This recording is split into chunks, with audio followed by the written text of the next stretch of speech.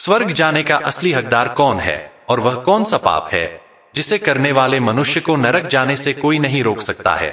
दोस्तों, आज एक प्राचीन कथा के माध्यम से हम आपको बताने का प्रयास करेंगे कि पूजा पाठ, दान धर्म, जप तप आदि प्रकार के करोड़ों पुण्य के काम करने के बाद भी कुछ मनुष्य नरक में ही क्यों जाते हैं तथा अत्यधिक घोर पाप करने पर भी कुछ मनुष्य को स्वर्ग की प्राप्ति किस पुण्य के कारण मिलती है। ऐसा वह कौन सा पुण्य है जो मनुष्य के करोड़ों पापों का नाश करता है, और ऐसा वह कौन सा पाप है जो उसके करोड़ों पुण्यों को नष्ट कर डालता है। तो चलिए दोस्तों, बिना देरी किए शुरू करते हैं। एक समय की बात है, देवर्षि नारद वैकुंठ लोक में जाते हैं और भगवान विष्णु से पूछते हैं, हे प्रभु, कुछ मनुष्य पाप करने पर भी स्वर्ग में क्यों जाते हैं और कुछ मनुष्य को पुण्य करने के बावजूद भी नरक में क्यों जाना पड़ता है। ऐसा वह कौन सा पाप है जो सभी पुण्यों को नष्ट कर डालता है, और वह कौन सा पुण्य है जो समस्त पापों को भस्म कर डालता है। तब भगवान विष्णु कहते हैं, हे देवर्षि, आज आपने संसार के कल्याण हेतु उत्तम प्रश्न किया है। इसी संदर्भ में आज मैं आपको एक अत्यंत प्राचीन इतिहास सुनाता हूं, जिससे सुनकर आपको आपके सभी प्रश्नों के उत्तर मिल जाएंगे। इसीलिए आप इस कथा को ध्यान से पूरा जरूर सुने। जो भी मनुष्य इस कथा का श्रवण करता है उसके समस्त पापों का नाश होता है।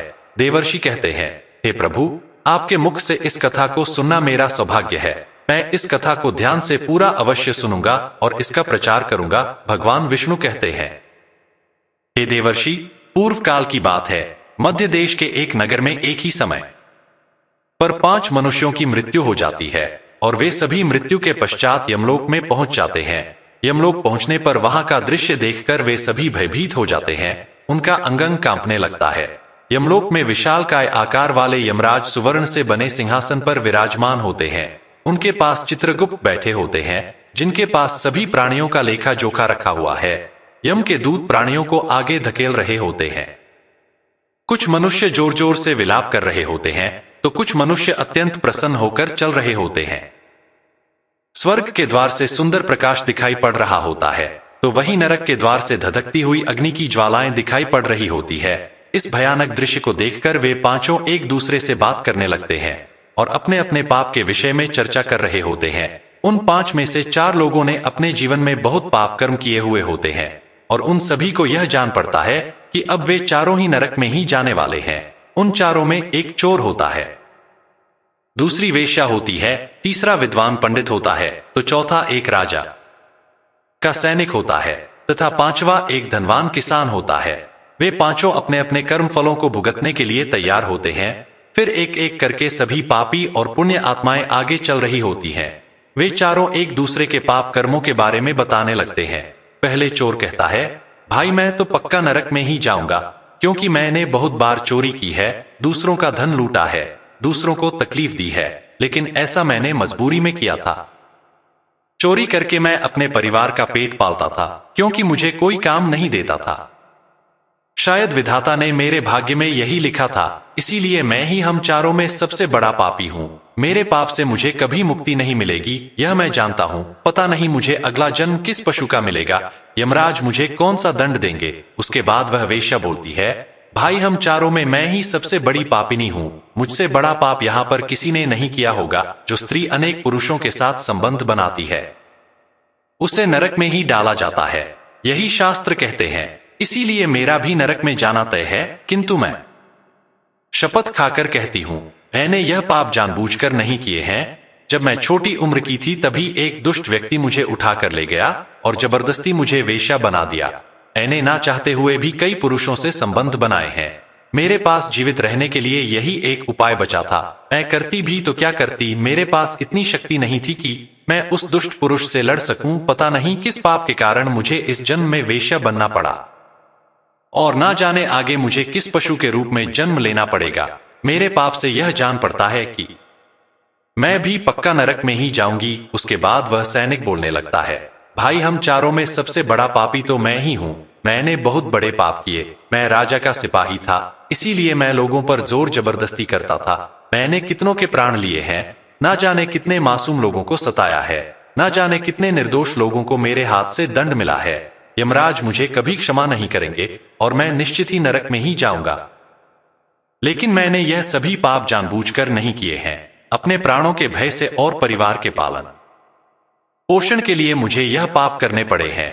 हमारा राजा जो कहता था उसका पालन हमें करना पड़ता था। राजा के विरुद्ध भला कोई साधारण मनुष्य कैसे जा सकता है? यह सभी पाप करते हुए मुझे अत्यंत दुख भी होता था और मैं जानता था कि यह पाप करने से मुझे नरक की ही प्राप्ति होगी, किंतु परिवार के मोह वश होकर मैंने यह काम किया है। लेकिन पाप तो पाप होता है, पाप करके पश्चाताप करने का क्या फायदा? इसीलिए मेरा नरक में जाना तो तय है। उसके बाद वह विद्वान पंडित बोल है, भाई हम चारों में से सबसे बड़ा पापी तो मैं हूं।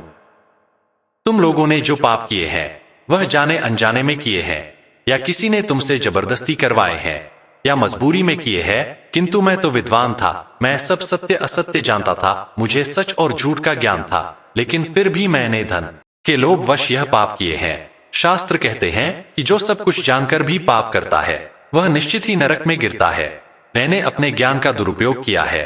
मैंने अपने ज्ञान का उपयोग लोगों की सहायता के लिए नहीं बल्कि धन को कमाने के लिए किया है। मेरे घर की परिस्थिति अत्यंत गरीब थी। मेरे पिता भिक्षा मांगकर गुजारा करते थे, लेकिन मैंने अपने घर की गरीबी को दूर करने के लिए धन लेकर ज्ञान देने की चेष्टा की है। शास्त्र कहते हैं जो विद्वान ब्राह्मण अपने ज्ञान का दुरुपयोग करता है उसे निश्चित ही नरक में जाना पड़ता है। मैंने लोगों को ज्ञान देने के बदले में उनसे धन लिया है, कभी किसी को मुफ्त में ज्ञान नहीं दिया। इसीलिए आप चारों में सबसे बड़ा पापी तो मैं ही हूँ और मुझे ही नरक में जाना पड़ेगा। उन चारों की बात सुनकर वह धनी किसान हंस पड़ा और बोलने लगा, तुम चारों तो इतने बड़े पापी हो कि तुम लोगों को नरक में जाना ही पड़ेगा। तुम लोगों ने घोर पाप किए हैं और इसीलिए यमराज तुम लोगों को कभी माफ नहीं करेंगे। यहाँ पर मौजूद मैं अकेला ही सबसे अधिक पुण्यवान हूँ। मैंने अपने जीवन में बहुत पूजा पाठ किया है, ब्राह्मणों को दान दक्षिणा दी है, मैंने मृत्यु से पूर्व गाय का दान भी किया है, और अब मेरे सभी पुत्र पौत्र मेरी आत्मा की मुक्ति के लिए बड़े कार्यक्रम का आयोजन कर रहे हैं। वे मेरे लिए श्राद्ध दान तर्पण कर रहे हैं, यज्ञ कर रहे हैं। इसीलिए मैं सबसे अधिक पुण्यवान हूँ। मेरी 3 पत्नियां और 10 पुत्र हैं। इतने लोग मेरी मुक्ति के लिए उपाय कर रहे हैं। और हाँ, मैंने अपने जीवन में कभी कोई पाप नहीं किया है, और जाने अनजाने में किए भी होंगे तो मेरे पुत्रों के श्राद्ध आदि के कार्यों द्वारा मेरे पाप भी नष्ट हो जाएंगे। मैं नित्य देव पूजा करता था, मंदिर जाता था, द्वार पर आए अतिथियों को भोजन कराता था। इसीलिए मुझे पूरा विश्वास है कि यमराज मुझे नरक में नहीं डालेंगे और मुझे मोक्ष की प्राप्ति निश्चित ही होगी। फिर वे पांचों धीरे धीरे आगे बढ़ने लगते हैं, और फिर जब उनका समय आता है तो उन पांचों के पाप और पुण्य के कर्मों का मूल्यांकन किया जाता है। सबसे पहले बारी आती है उस चोर की, और फिर चित्रगुप्त उसका लेखा जोखा निकालते हैं।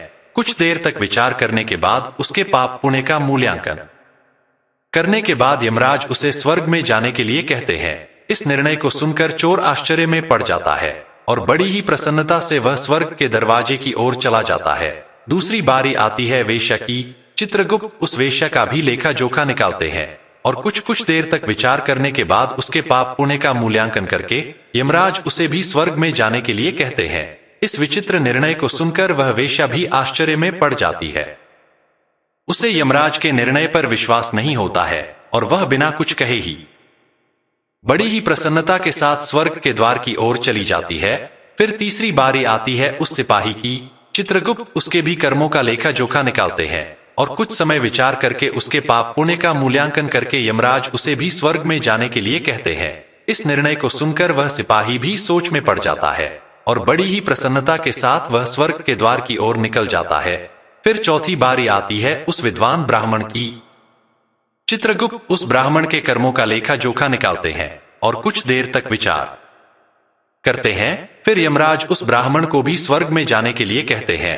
फिर वह विद्वान ब्राह्मण विचार करता है, मैंने तो पाप किया है, फिर मुझे क्यों स्वर्ग में भेज रहे हैं? फिर वह भी मन ही मन प्रसन्न होकर स्वर्ग के द्वार की ओर चलने लगता है। उन चारों को स्वर्ग में जाता देख वह धनवान किसान बहुत दुखी और क्रोधित हो जाता है। वह सोचने लगता है कि यह कैसा न्याय है, इन पापियों को स्वर्ग जाने का मौका मिल रहा है, फिर मैंने जो पुण्य के काम किए हैं उनका क्या पापी और पुण्यवान एक ही जगह पर डाले जाएंगे, तो पुण्य करने का फायदा ही क्या। फिर उस धनवान किसान को यम के दूत जोर से धकेल देते हैं और कहते हैं, अरे पापी तू आगे चल, तुझे नरक में डाला जाएगा, यमराज तुझे माफ नहीं करेंगे। यह सुनकर वह धनवान किसान भयभीत हो जाता है और कहने लगता है, हे यमदूतों, मैं तो स्वर्ग में जाऊंगा, मैंने कोई पाप नहीं किया है, मैंने जीवन में बहुत पुण्य किया है, देख लेना यमराज मुझे स्वर्ग में ही भेजेंगे।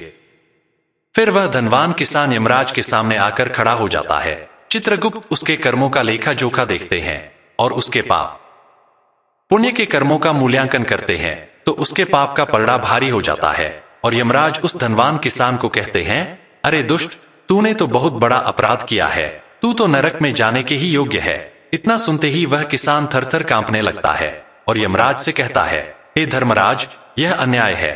मैंने तो जीवन में कोई पाप नहीं किए हैं और पुण्य ही किए हैं। आप मुझे नरक में क्यों डाल रहे हैं? और मुझसे पहले जो 4 लोग गए थे, वे तो घोर पापी थे, उन्होंने बड़े बड़े पाप और अपराध किए हैं, उन्हें तो आपने स्वर्ग में डाल दिया है। आप ऐसा अन्याय मेरे साथ क्यों कर रहे हैं? अगर ऐसा अन्याय होगा तो भले कौन सा मनुष्य धरती पर पुण्य करेगा? फिर यमराज कहते हैं, अरे पापी, तूने जो पाप किया है वह तो उन 4 के पापों के सामने कुछ भी नहीं है। तेरे एक पाप के कारण तेरा सारा पुण्य फल नष्ट हो गया है। यदि तूने यह पाप नहीं किया होता तो तू स्वर्ग में जा सकता था, लेकिन तूने यह पाप जानबूझकर किया है, इसीलिए तुझे नरक में अवश्य जाना पड़ेगा। उस चोर ने तो मजबूरी में चोरी की थी, किंतु वह चोर दूसरों की भूख मिटाता था, गरीबों को दान करता था। उसने कभी किसी निर्दोष और गरीब व्यक्ति के घर चोरी नहीं की। उसके पुण्य कर्म उसके पाप से अधिक थे, इसीलिए वह स्वर्ग में गया। दूसरी जो वेश्या थी, वह अपने मन से वेश्या नहीं थी, उसे जबरदस्ती डाला गया था और उस वेश्या ने केवल अपने शरीर को पीड़ा दी है, लेकिन बाकी कार्य तो उसने पुण्य के ही किए हैं। वह पशु पक्षियों को रोज दाना डालती थी, जानवरों की सेवा करती थी, इसीलिए उसका भी पुण्य पाप से बड़ा था। तीसरा वह सिपाही था जिसने राजा के हुक्म का पालन किया था, किंतु उसने भी बहुत पुण्य के काम किए हैं। उसने कई बेसहारा लोगों की मदद की है, इसीलिए वह भी स्वर्ग में ही गया है। और चौथा वह विद्वान ब्राह्मण था, उसने अपने ज्ञान का दुरुपयोग अवश्य किया है, किंतु वह नित्य गाय की सेवा करता था, दान धर्म करता था, इसीलिए उसके भी पुण्य पाप से अधिक थे और वह भी स्वर्ग में ही गया है।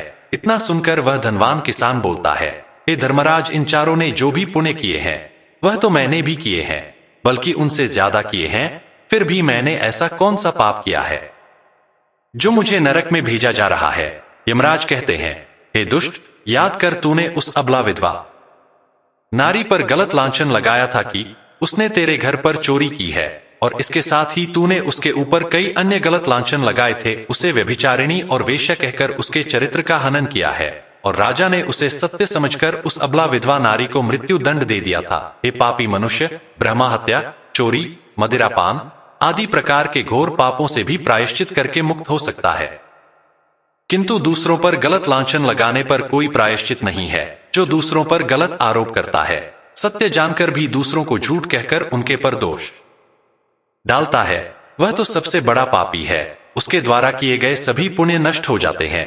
इसीलिए तूने जितने भी पुण्य किए हैं वे सभी उस एक पाप के कारण नष्ट हो गए। फिर यमराज यमदूतों को कहकर उस पापी किसान को नरक ले जाने के लिए कहते हैं और वह किसान रोता हुआ विलाप करता हुआ नरक के मार्ग पर चलने लगता है। हे देवर्षि, इस प्रकार से उन 4 ने पाप करके भी उन्हें स्वर्ग की प्राप्ति हुई है, किंतु उस किसान ने जघन्य अपराध किया है। किसी अबला स्त्री पर गलत लांछन करके उसका चरित्र हनन किया है। एक स्त्री सदा ही पूजनीय है। जो भी पुरुष स्त्री पर गलत आरोप करता है उसे महापाप लगता है। कभी किसी स्त्री की दुर्बलता का फायदा नहीं उठाना चाहिए। पराई स्त्री को सदैव ही माता समझना चाहिए। जो पराई स्त्रियों पर गलत दृष्टि डालता है उसे पाप ही लगता है। जो विधवा, दुखिया स्त्री को सताता है उसे नरक में जाना पड़ता है। मनुष्य को कभी सत्य का मार्ग नहीं छोड़ रहना चाहिए। सत्य के मार्ग पर चलकर ही स्वर्ग की प्राप्ति होती है।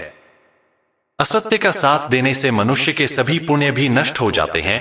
तो दोस्तों, कभी किसी पर गलत आरोप नहीं करना चाहिए। सत्य जानकर भी असत्य का साथ नहीं देना चाहिए। जो दूसरों पर गलत आरोप डालता है उसे यमराज कभी क्षमा नहीं करता है। उम्मीद है आपको यह कथा पसंद आई होगी। वीडियो को लाइक जरूर करें और कमेंट में जय श्री कृष्ण अवश्य लिखें। साथ ही चैनल को सब्सक्राइब करें। आप सभी का धन्यवाद।